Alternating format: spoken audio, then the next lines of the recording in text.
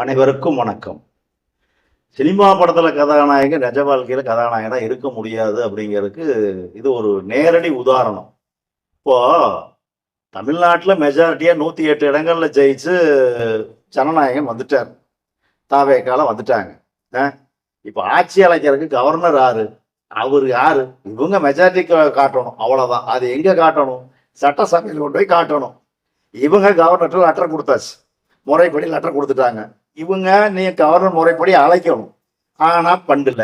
இப்ப இதே டிஎம்கேல ஸ்டாலின் முதலமைச்சராக கொடுத்திருந்தா என்ன நடந்திருக்கும்? யோசிச்சு பாருங்க. அதே ஏடிஎம்கேவா இருந்தா என்ன நடந்திருக்கும்? யோசிச்சு பாருங்க. ஆனா ஜனநாயகனால ஒன்றும் பண்ண முடியல.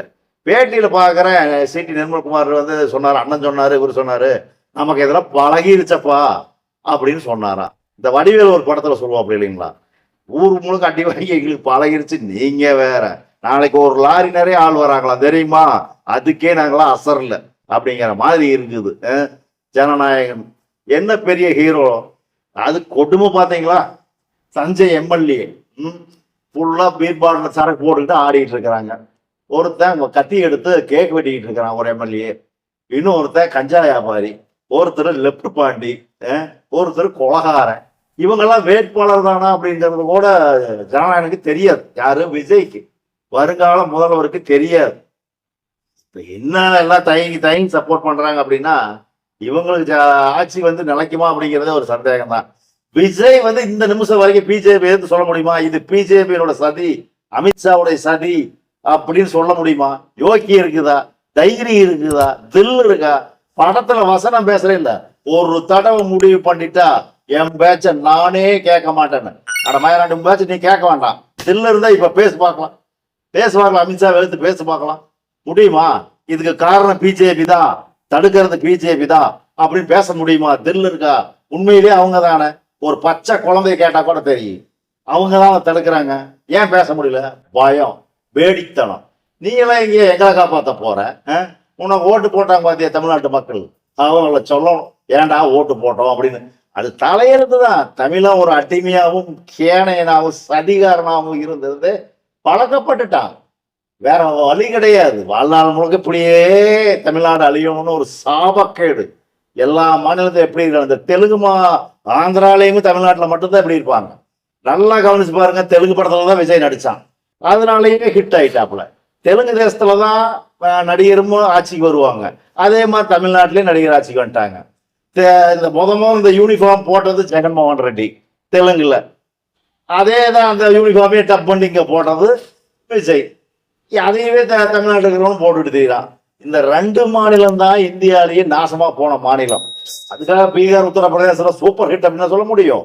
இனி பீகாரையும் உத்தரப்பிரதேசத்தையும் மிக்ஸ் பண்ணி தமிழ்நாட்டில் இனிமேல் நீங்க பார்க்கலாம்.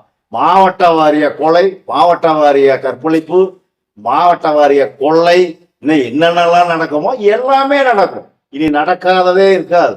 ஏன்னா விஜய்க்கு அந்த எந்த ஒரு அதிகாரி காவல்துறை கட்டுப்பாடு வச்சிருக்க முடியுமா? விஜயனால முடியாது, தெரியாது. வச்சிருக்கிறது எப்படி? போதலாம் தெரிஞ்சாதான வச்சிருக்கிறாங்க. எந்த அரசு அலுவலகத்தையாவது அங்க இருக்கிற அரசு அலுவலர்களை யாரையாவது முழுசா தன்னுடைய கட்டுப்பாட்டில் கொண்டாட முடியுமா? ஒண்ணுமே முடியாது. எல்லாமே ஐஏஎஸ் ஐபிஎஸ் முடிவு பண்ணுவாங்க. இவர் சொன்னா சரிங்க சார், சரிங்க சார், அவ்வளவுதான். இதுதான் விஜய். ஒரு ஹீரோன்னு நம்பி ஓட்டு போட்டு உங்க புள்ளன்னு சொன்னா, பையன் சொன்னா அப்படின்னு ஓட்டு போட்டு இப்ப தமிழ்நாடு நாசமா போச்சா? விளங்கிருனா 5 வருஷத்துக்கு அவ்வளவுதான். தலைவத்தை எழுதி கொடுத்த மாதிரிதான் 100 வருஷம் பின்னோக்கி போயிரு. அந்த அளவுக்கு கொடுமை. அதான் பீகார் உத்தரப்பிரதேசம் தான் சொல்றேன் பாருங்க, அந்த நிலைமைக்கு தான் தமிழ்நாடு. வேற வழியே கிடையாது. சிந்தனை வேண்டாம், யோசிச்சு பாருங்க. விஜய்க்கே தெரியாது இப்படி ஒரு வேட்பாளர் எல்லாம் இருக்கிறாங்க அப்படின்னு. யோசிச்சு பார்க்க வேண்டாமா? 2 வருஷம் பொறுமையை டைம் எடுத்து யார் வேட்பாளராக நிக்க வைக்கணும், என்ன ஏது ஒண்ணுமே கிடையாது. வந்தாச்சு, நின்னாச்சு, பைய தூக்கி இப்படி மாட்டியாச்சு, இப்படி இப்படின்னு போனாச்சு. என்ன தெரிஞ்சு தமிழ்நாட்டை பத்தி என்ன தெரியும்? ஓட்டு போட்டுருக்கிறீங்க. தமிழ்நாட்டு மக்களை பத்தி ஒண்ணு தெரியும், சினிமாவில் நடிச்சா ஓட்டு போட்டுருவாங்க, அவ்வளவுதான். உங்களெல்லாம் இப்படித்தான் வச்சிருக்கணும், தமிழ்நாட்டை இப்படித்தான் வச்சிருக்கணும். இதுக்கு மேல வளர்ச்சி அடைய விட்டா கையில பிடிக்க முடியாது. என்னைக்குமே அடிமையாத்தான் வச்சிருக்கணும். தமிழ்நாடுங்கிறது அந்த அளவுக்கு கோவம் நெஞ்சில வெடிக்குது. ஓட்டு போடுற ஆள் அறிவு வேண்டாம், சிந்திச்சு பார்க்க வேண்டாம்.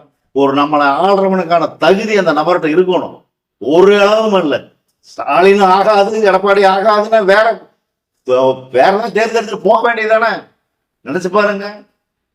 போய் இப்படி ஒரு ஆளுக்கு ஓட்டு போட்டு இப்போ எதுவுமே ஆகாது. பிஜேபி எதிர்த்து பேச முடியுமா? ஒண்ணுமே பேச முடியாது. அவ்வளவுதான், கம்பெனியாக வந்துருக்க வேண்டியதுதான். கேட்டா நான் இணக்கமாக இருந்து நான் இனிமேல் காசெல்லாம் கரெக்ட் பண்ணி நடத்த போறேன் அப்படிங்க போறாப்புல. இனி பிஜேபி எந்த திட்டம் கொண்டாந்தாலும் அது தமிழ்நாட்டிலையும் அமுல்படுத்தப்படும். வேணாலும் பாருங்க. ஓட்டு போட்டு எல்லாம் நாசமா போய் தமிழ்நாடு கூடையில் போட்டு மூடப்பட்டிருக்கிறது. 50-60 வருஷம் பின்னோக்கி போயிருக்கு. நீ அவ்வளவுதான், அதான் நடக்கும்.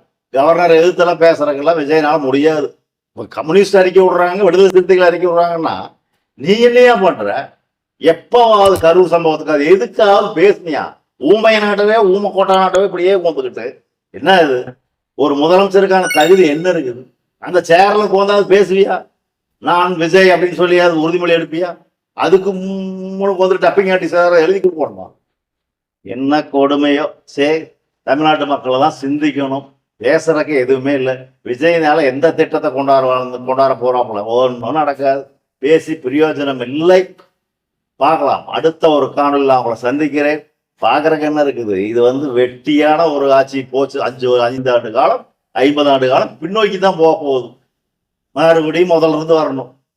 பார்க்கலாம். நன்றி, வணக்கம். மீண்டும் அடுத்த ஒரு காணொலியில் சந்திக்கிறேன்.